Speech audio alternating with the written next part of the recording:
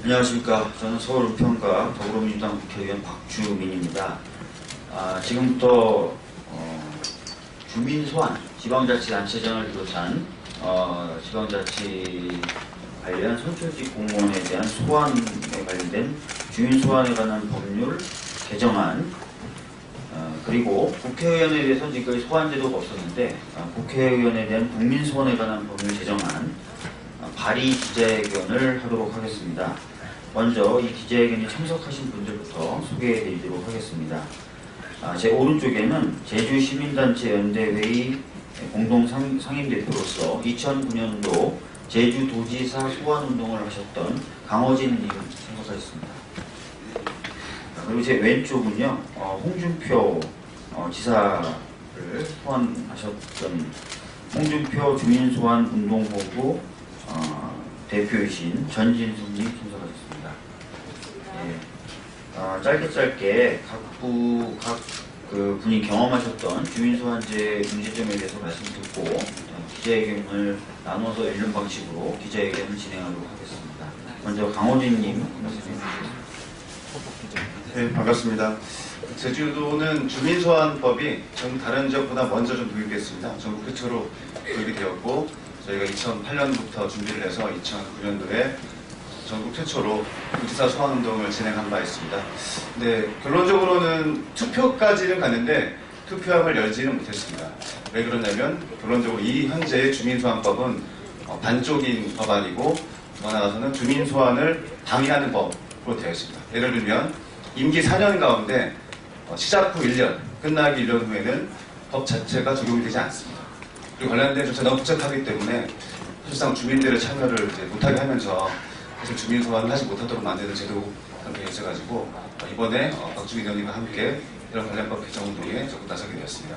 고맙습니다. 홍준표 지사 소환운동 하셨던 전진숙님 말씀 들어보도록. 네, 반갑습니다. 저희들은 15년 7월 23일부터 시작해서 거의 한 1년 반까지 주민소환을 했었습니다. 중간에 이제 선거가 기면서 조금 더 늘어진 부분도 있긴 한데요. 앞에도 말씀하셨듯이 주민소환을 저희들이 하면서 주민소환법이 굉장히 문제가 많다는 걸 정말 실감을 했고요. 지역에서도 그에 대한 토론회도 몇 번을 했었습니다. 그리고 지금 아시겠지만 저희들 학부모님 몇 분이 주민소환에 관련해서 지금 조사도 받고 계신데요.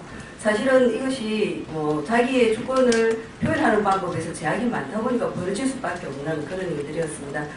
저희들 처음 시작할 때 다른 사례들을 보면서 사실 30%의 실효율이 있다는 걸 이미 알았고 굉장히 조심해서 받았음에도 불구하고, 그리고 거의 9만 가까운 숫자를 더 광역이라고 하는 큰 단체에서 9만이라고 하는 더 많은 숫자를 받았음에도 불구하고 이것이 무효가 될 수밖에 없던 사람들을 몸으로 절감한 주민소환이었습니다. 그래서 이번에는 주민소환법이 좀 잘 개정이 돼서 이 주민들의 의지를 제대로 반영할 수 있는 이런 제도가 됐으면 하는 바람을 가지고 있습니다. 이상입니다.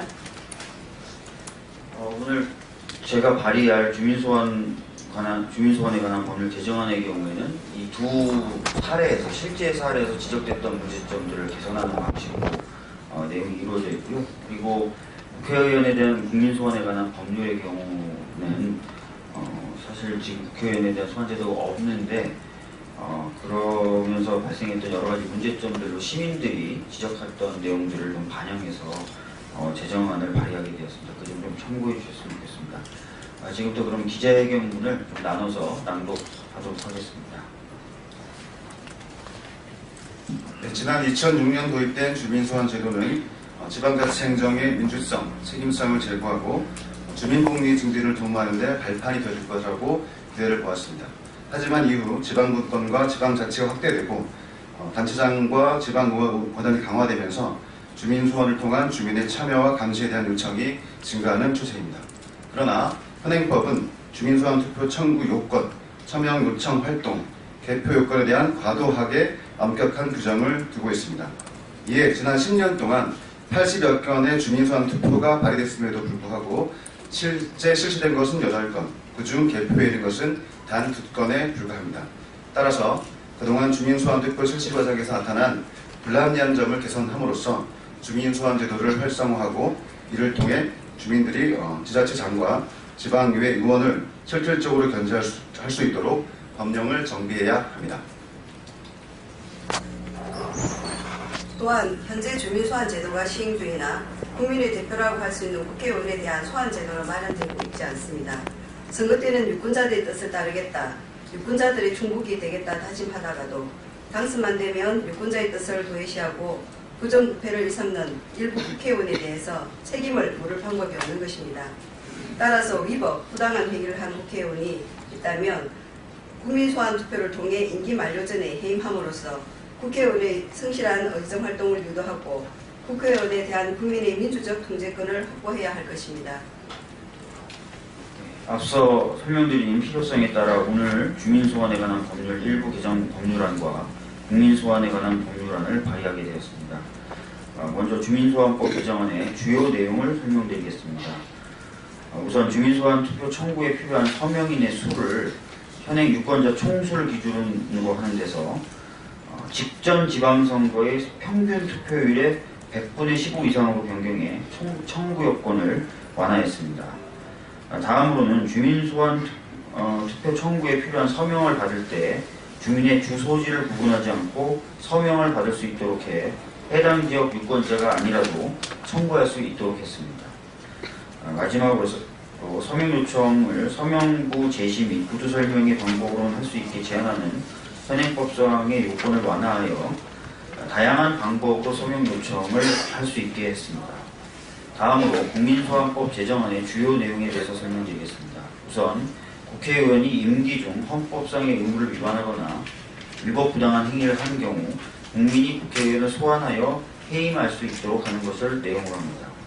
다음으로 기존에 발의됐던 국민소환 법안과는 달리 지역구 국회의원에 대해 그 지역구 유권자가 아니라도 소환투표를 청구하고 소환투표에 참여할 수 있도록 했습니다. 오늘 발의하는 주민소환법 개정안과 국민소환법 제정안을 통해 선출직 공무원에 대한 국민의 견제와 통제를 실질화하고 모든 권력은 국민으로부터 나온다는 헌법 제1조 제2항의 취지가 재확인되었으면 합니다. 오늘 이 기자회견에 참석해 주시기 위해서 지방에서 특히 제주도에서 이렇게 올라오신 두 분에게 깊은 감사드리고요.